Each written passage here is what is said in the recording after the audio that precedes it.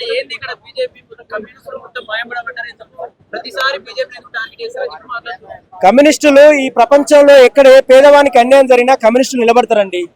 ఇవాళ gas, petrol, diesel అనేది నిత్యావసర ధరలు, అదొక జీవన్మరణ పోరాట సమస్య. ఇవాళ ఎర్ర జెండా పార్టీ అంటే ఏ పేదవాని గుండెల్లోనైనా ఆత్మస్థైర్యంగా ఆత్మధైర్యంగా నిలబడుతుంది.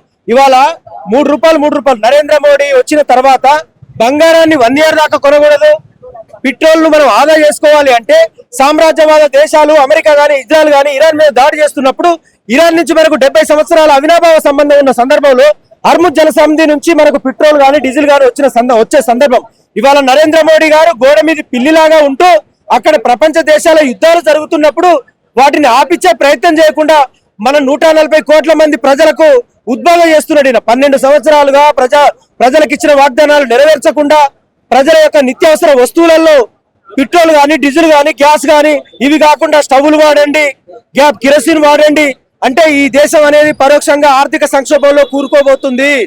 ఈ దేశంలో ప్రజలందరూ కూడా ఒక సామాన్య వ్యక్తులు నిత్యావసర వస్తువులు, కూరగాయలు, పాలు, ఉప్పు, పండ్లు, బ్రష్, వీటి మీద పన్ను వేస్తూనే ఇవాళ మీకు ఒక ఉదాహరణ చెప్పాలి. 15 రోజుల క్రింద పెట్రోల్ అయిపోతుంది, దొరకలేదు అని అంటే హైదరాబాద్ కాదు ఈ తెలంగాణ రాష్ట్రంలో వందల వేలాది మంది పెట్రోల్ బంకులు మూసేసిన సందర్భం. ఇవాళ ఎందుకు పెట్రోల్ దొరకట్లేదు, ఎందుకు దొరకలేదు?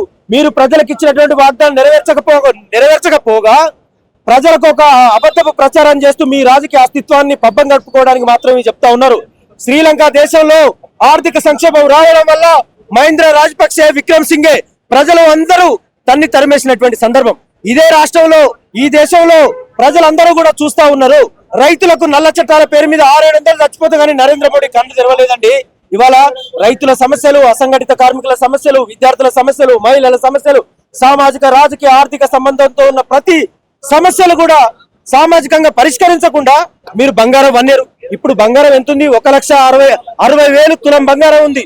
ఒక పేదవాడు పెళ్లి చేసుకొని బిడ్డకు 4 తులాలు బంగారం పెట్టాలంటే 8-9 లక్షలు అప్పు తీసుకొని వస్తే ఆ అప్పు తీర్చడానికే అతని జీవితం అంతా దారదత్తం అయిపోతుందండి.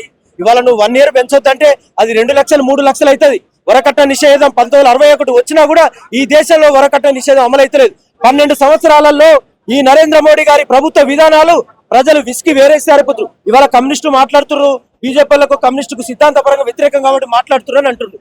అంటే భారత రాజ్యాంగం మీద ప్రమాణం చేసి ప్రజలకు భద్రత ఇస్తాము, సమానత్వం ఇస్తాము, సంక్షేమం ఇస్తాము అన్నటువంటి వాళ్ళు ప్రజలకు ఇచ్చిన వాగ్దానం నెరవేర్చకపోతే మేము కమ్యూనిస్టులు కాదు, మనుషులుగా మానవత్వం ఉన్నటువంటి వాళ్ళుగా మేము ప్రశ్నించొద్దా? ప్రజల కోసం మాట్లాడొద్దా? 100 ఏళ్ల సుదీర్ఘ పోరాట చరిత్ర కలిగిన ఉద్యమ చరిత్రలో ఎన్నో త్యాగాలు చేసింది, ఎంతో మంది అమరవీరులు అయ్యారండి. కాబట్టి ఇవాళ నరేంద్ర మోడీ ప్రభుత్వమే కాదు, గత కాంగ్రెస్ ప్రభుత్వం మీద కూడా మేము పోరాటం చేసినాం. కాబట్టి ఇవాళ నరేంద్ర మోడీ ప్రభుత్వానికి ఒకటే విజ్ఞప్తి చేస్తా ఉన్నాం. అయ్యా నరేంద్ర మోడీ గారు, ఈ దేశంలో అంతర్యుద్ధం రాబోతుంది, ఆర్థిక సంక్షోభం రాబోతుంది. ప్రజలు మీరు మభ్యపెట్టి మారడికాయ చేసి మీ మాటలతోని ఈ ప్రజల్ని మోసం చేసేటువంటి ప్రయత్నం చేయలేరు మీరుగా.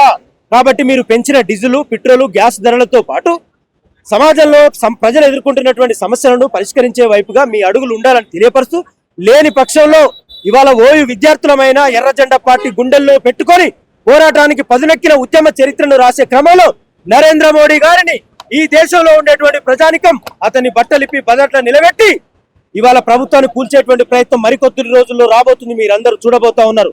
ఎందుకంటే మతం ద్వారా రాజకీయ అస్తిత్వం పేరుతో ముస్లింలను, దళితులను, మనుషులను విభజించి మతోన్మాద కార్యక్రమాల ద్వారా హిందువులం, ధర్మగంగ బిందువులం, ప్రతి హిందువు నా బంధువు అనుకున్నప్పుడు హిందువుల మీద దాడులైనా స్పందించరు, హిందువులకు పెట్రోల్ ధరలు పెరిగితే స్పందించరు, హిందువులకు డీజిల్ ధరలు పెరిగితే స్పందించరు. కానీ హిందువులం అయితే ఒకటని మాట్లాడతారు. అంటే ప్రజలారా, ప్రియమైనటువంటి తెలంగాణ ప్రజలారా, దేశ ప్రజలారా, మనం అందరం గుడ్డల మీద ఒక్కసారి చేయి పెట్టుకొని మనం ప్రమాణం చేసే ప్రయత్నం చేద్దాము.